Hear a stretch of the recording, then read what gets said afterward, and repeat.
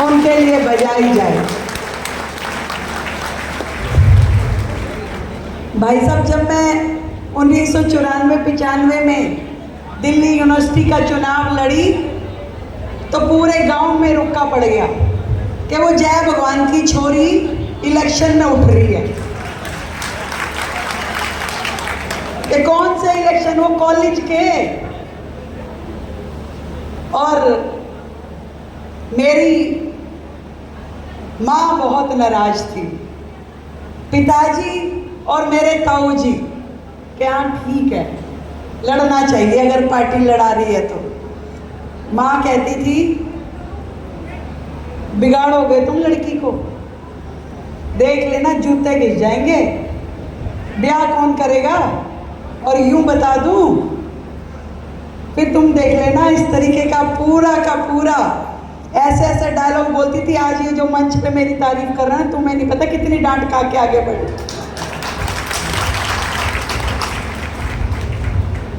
पहला चुनाव, दूसरा चुनाव, पर डांटने के बाद रात को कहती भी थी कि रोटी खा ले भाई अब तू। कपड़े भी प्रेस करके देती थी, चुनाव में पूरा परिवार लगता भी था। और ऐसे ही सफर तय करते करते 2 यूनिवर्सिटी के चुनाव, 3 नगर निगम के चुनाव और 3 विधानसभा के, मैंने 8 चुनाव लड़े। मुझे खुशी है कि मेरे पूरे परिवार ने, पूरे समाज ने, आप सभी का हमेशा मुझे बहुत साथ मिला। यहाँ से भी सब लोग दिल्ली आते रहे और हर चुनाव में पूरी ताकत के साथ, जहाँ भी मैं जाती थी मेरे से पहले फ़ोन खड़क जाते थे। भाई जहाँ जाती थी लोग कहते थे तुम्हारे चाचा का फ़ोन आया था, तुम्हारे मामा का फ़ोन आया था, तुम्हारे फलाने रिश्तेदार का फ़ोन आया था। तो हरियाणा का एक एक व्यक्ति, जब भी मैंने चुनाव लड़ा दिल्ली में, उन सब ने मेरा सहयोग दिया। आज इस मंच के माध्यम से मैं आज आप सभी को बहुत बहुत धन्यवाद करती हूँ, बहुत प्रणाम करती हूँ। देखिए कितने गर्व की बात है कि एक साधारण से परिवार का बेटा नायब सिंह सैनी अभी बता रहे थे कि कंप्यूटर ऑपरेटर का काम करते थे। एक साधारण से परिवार की बेटी जिसकी कोई पॉलिटिकल पृष्ठभूमि नहीं थी, आज नरेंद्र मोदी जी के नेतृत्व में किसी राज्य के सर्वोच्च पद पे बैठ करके हर निर्णय को लेने में भूमिका निभाते हैं। तो ये मात्र भारतीय जनता पार्टी और नरेंद्र मोदी जी के नेतृत्व में है। आज यदि देश की हर बेटी ये सपना देख सकती है कि मेरा भी भविष्य कुछ ऐसा हो सकता है जब मैं देश चलाने में अपनी भूमिका अदा करूं, अपना काम करूं, निर्णय में सहभागिता करूं, तो वो केवल और केवल आदरणीय मोदी जी के नेतृत्व में संभव है। ये बात आज इस मंच के माध्यम से मैं कहना चाहती हूँ।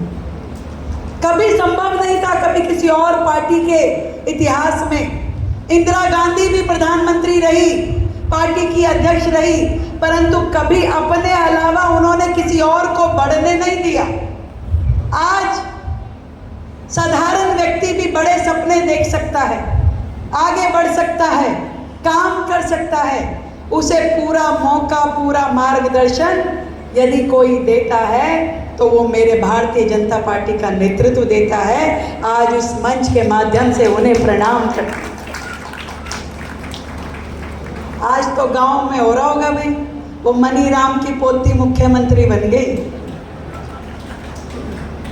अनेकों बार मेरा जुलाना आना हुआ, हर सुख दुख के कार्यक्रम में मैं परिवार के साथ यहाँ पे शामिल होती थी, पर नंदगढ़ कम जाना हुआ भाई। तो आज जब 3 महीने पहले आदरणीय मुख्यमंत्री नायब सिंह जी ने कहा भाई किसी दिन गांव आओ, मैं कहा भाई साहब जरूर आऊँगी, मैं अपने जन्मदिन वाले दिन आऊँगी। तो 3 महीने पहले ही नायब सिंह जी ने तय कर दिया था भाई तुम जन्मदिन वाले दिन हरियाणा आना और हम आपका पूरा का पूरा स्वागत करेंगे। सारे कार्यक्रम सरकार की ओर से होंगे। और ये भी कहा कि बस मैं कहा भाई साहब कोई अच्छे 2-4 प्रोजेक्ट, कह रहे तुम्हें कहने की जरूरत नहीं है, हम अपने आप उस गांव को, उस भूमि को इतने सौगात देंगे कि तुम सोचने भी नहीं पाओगे। तो मैं आज इस मंच के माध्यम से अपने बड़े भाई नायब जी को, मुख्यमंत्री हरियाणा सरकार, उनकी पूरी कैबिनेट को धन्यवाद देती हूँ, जिन्होंने मेरे गांव के लिए इतने सारे काम, इतने सारे प्रोजेक्ट आज यहाँ खड़े किए।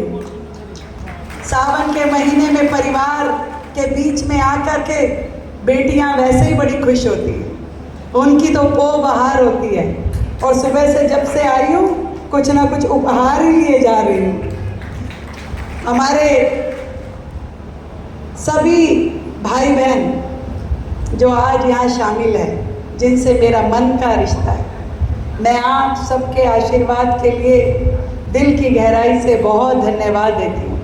और आज अग्रवाल समाज का ये कार्यक्रम, अग्रवाल भवन का ये उद्घाटन, मैं भी उनके दिखाए हुए रास्ते पे चल करके समाज का नाम रोशन कर सकूं, हमेशा उनके चरणों में मेरा यही बंधन रहेगा। मेरे यहाँ रहने से हमेशा समाज का नाम ऊपर हो, मेरे कर्मों में, मेरे वक्तव्य में हमेशा सच्चाई हो, दृढ़ता हो, ये मैं आज महाराजा अग्रसेन जी के चरणों में अपना प्रणाम करते हुए प्रार्थना करना चाहती हूँ। एक चिट्ठी अग्रवाल समाज ने मेरे हाथ में दी कि भी बहन जी ये चीज़ हम चाहते हैं।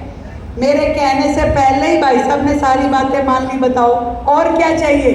तो आदरणीय मुख्यमंत्री जी के लिए जोरदार तालियां बजाएं, जिन्होंने 31 लाख रुपए की सौगात हमारे इस गौशाला को और अग्रसेन भवन को दी।